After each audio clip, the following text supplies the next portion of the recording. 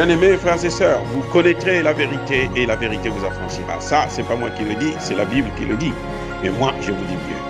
Vous connaîtrez la vérité historique, notamment celle de vos ancêtres kémites, et vous aurez une vision globale de ce que c'est que la vraie souveraineté politique. J'ajoute, vous reviendrez à la spiritualité africaine ancestrale et vous comprendrez les enjeux de l'indépendance économique. Et pour terminer, vous accepterez votre identité culturelle kémite et vous obtiendrez deux choses. La première, c'est la paix. La seconde, c'est le développement, à une condition. L'unité de toute l'Afrique noire, l'unité de tous les Noirs du monde entier.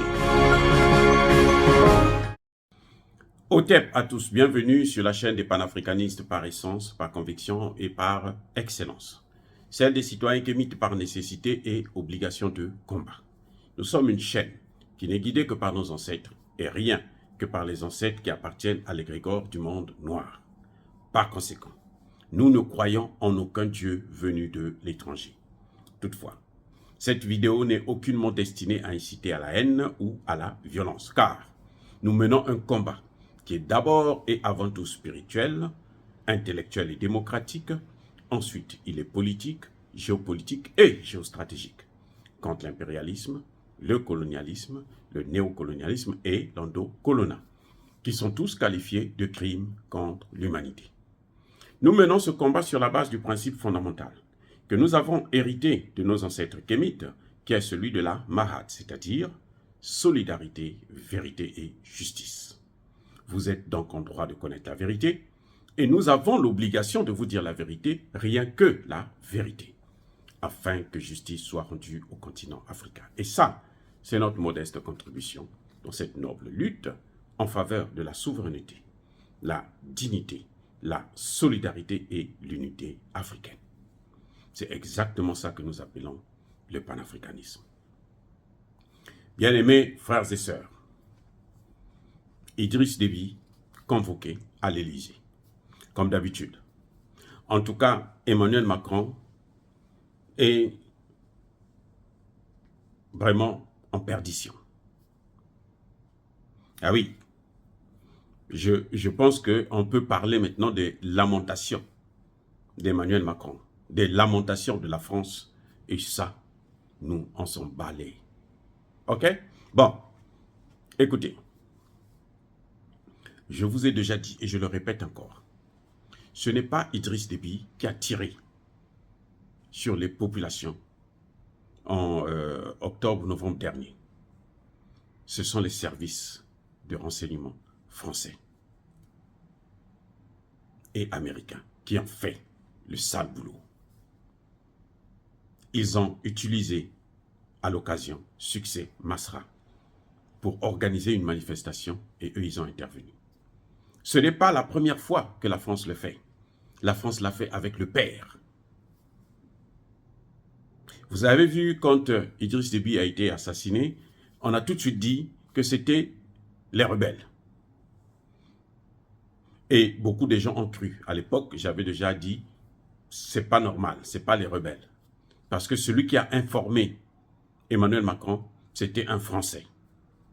Et Emmanuel Macron a été informé avant même que le fils Déby là ne soit informé. Et la balle venait d'en haut. Donc, c'était les Français qui avaient fait le coup.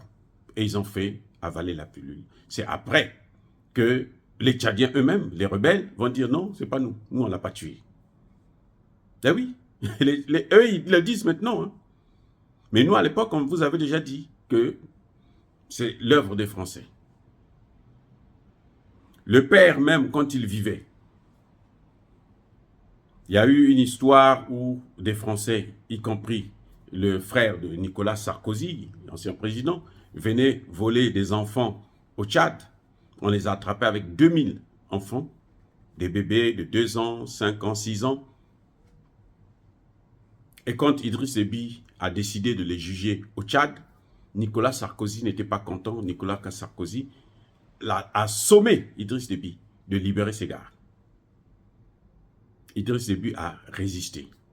Quelques jours plus tard, le palais présidentiel était encerclé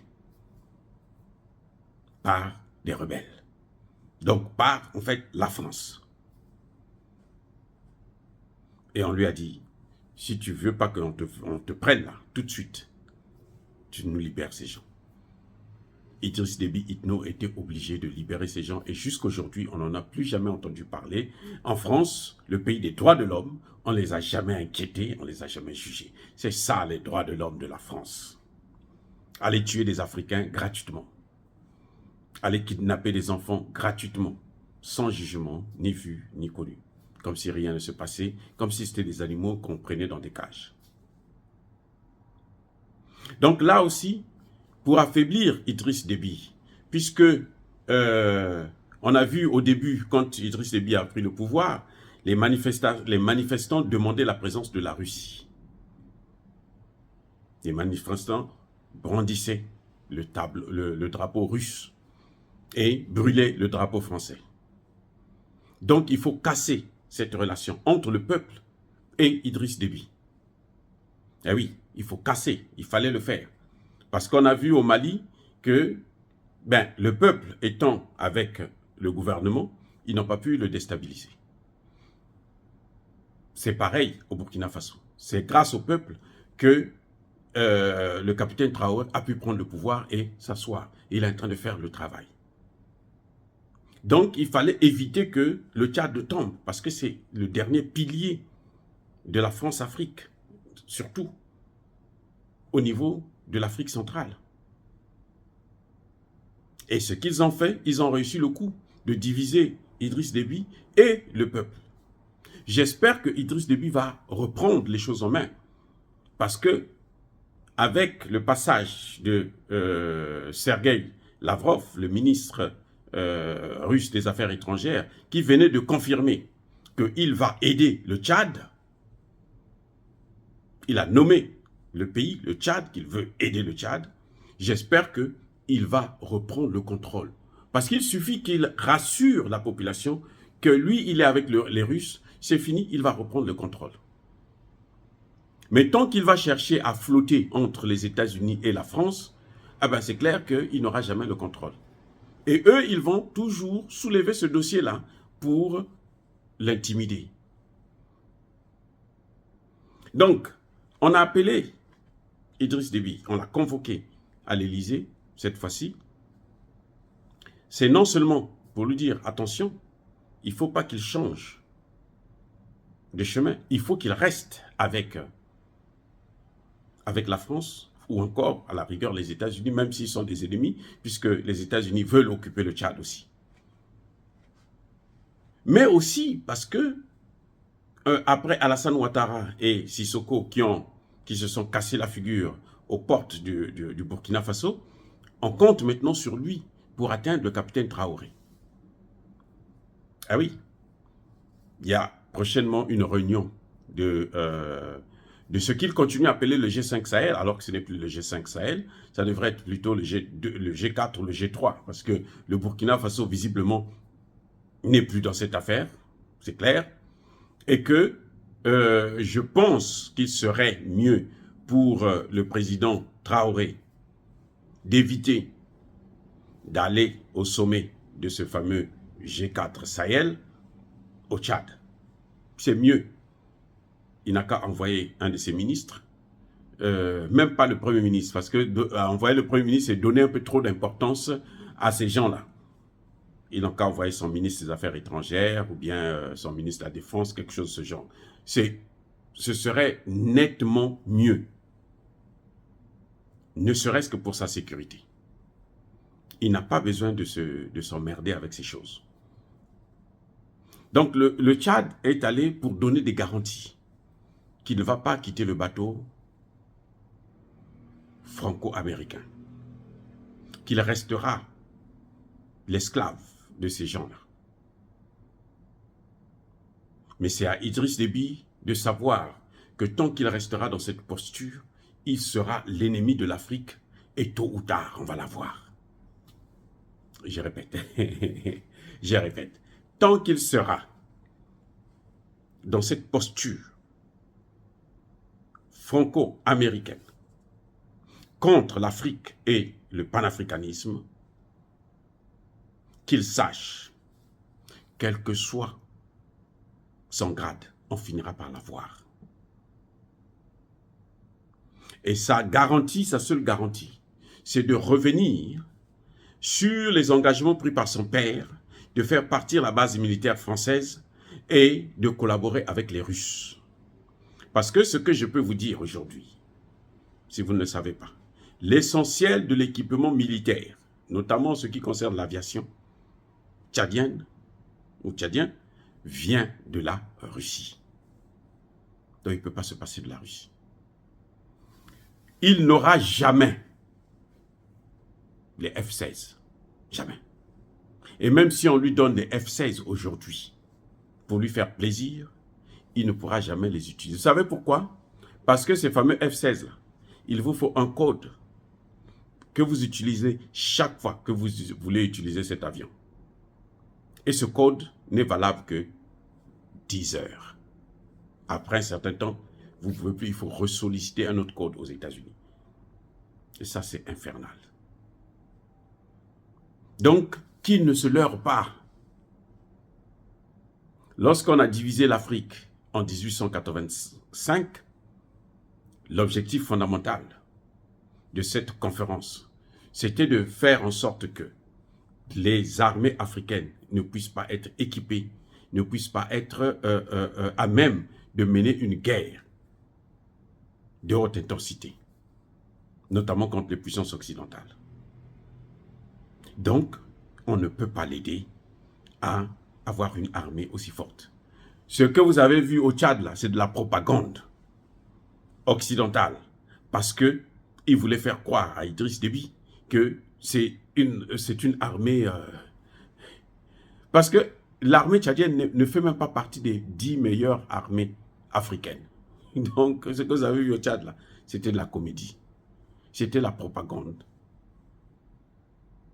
Eh oui, aujourd'hui, l'armée malienne, elle est, alors, 2, 3, 4 fois plus performante plus équipée que l'armée tchadienne. Donc, allez-y comprendre. Donc, je conseille vivement au capitaine Traoré de se méfier.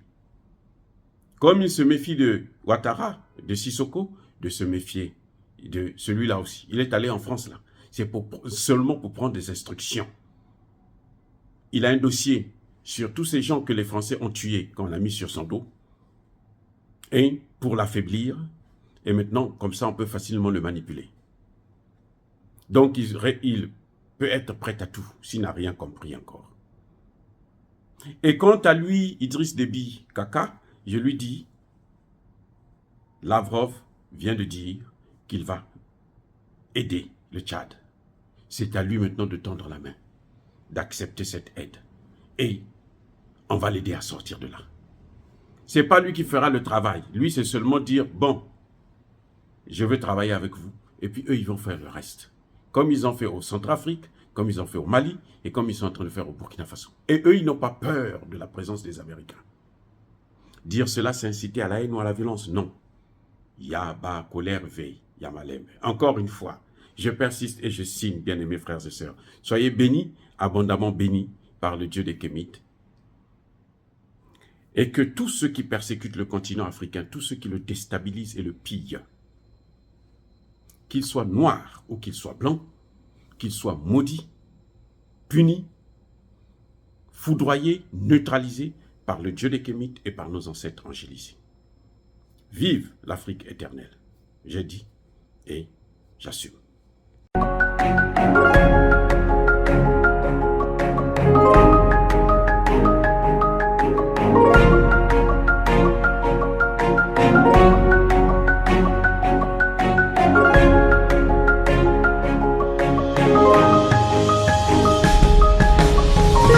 Eux, ils marchent par la foi et non par la vue.